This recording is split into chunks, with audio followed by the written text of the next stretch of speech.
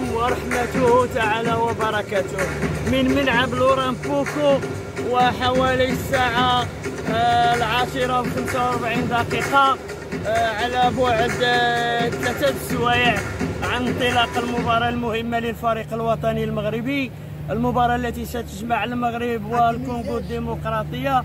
بكل صراحة المباراة صعبة، ليست بالسهلة. الفريق الكونغو من الفرق القوية إفريقيا، شاهدناه في العديد من المباريات، يتوفر على عناصر شابة، منسجم، مؤهل ليقف وقفة أمام الفريق الوطني المغربي. ولكن في المقابل أعرف على أن الطاقم التقني هي لهذه المباراة كما يجب. نتوفر الحمد لله على لاعبين كبار يلعبون في بطولات عالمية.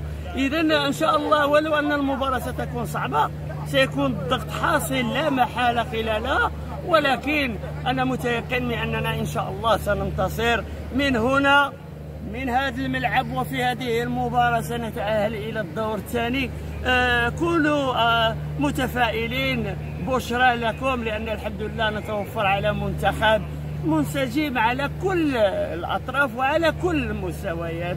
اللجنة التقنية، الإدارية، اللاعبين منسجمين. الحمد لله سيقدمون هنا مباراة للتاريخ، وسنتأهل ونلتقي إن شاء الله بعد المباراة. تحياتي، مع السلامة.